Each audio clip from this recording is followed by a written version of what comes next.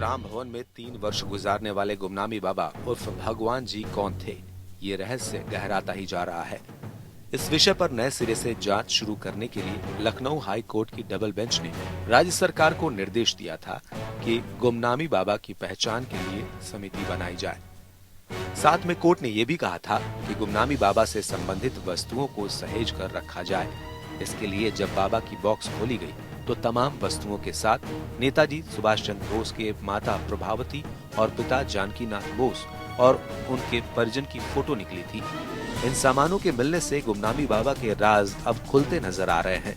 देखिए, यहाँ तो जो जितनी भी चीजें निकल रही सब कहीं न कहीं से वो नेताजी से संबंधित जरूर आ रही। नेताजी सुभाष चंद्र बोस की मृत्यु को लेकर काफी विवाद रहा है। मुखर्जी आयोग ने पहले ही साफ कर दिया था कि ताइवान में उन दिनों कोई प्लेन दुर्घटनाग्रस्त नहीं हुई थी। बाबा के सामान और दस्तावेज फैजाबाद जिलाधिकारी की निगरानी में फैजाबाद के कोषागार में सुरक्षित रखे गए थे। अब कोर्ट ने इन सामानों को एक संग्रहालय बनाकर संरक्षित करने का आदेश दिया है।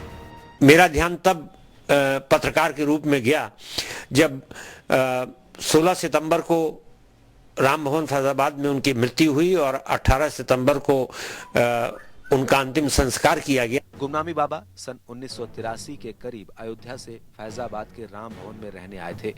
माना जाता है कि आजाद हिंद फौज के कुछ लोग उनसे मिलने आते थे। नेताजी की भतीजी ललिता बोस भी मिलने वालों में शामिल रहती थी।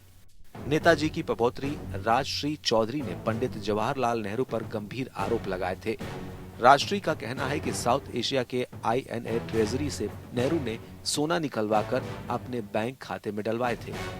ये सारा कुछ देख के और जो इन्वेंट्रीज मिल गया फ्रॉम गुमनामी बाबाज रूम, ये सारा इन्वेंट्रीज एक ही तरफ जाता है कि ये बाबा जी जो थे, ये गुमनामी बाबा नेताजी सुभाष चंद्र बोस का और एक अज्ञातवास है।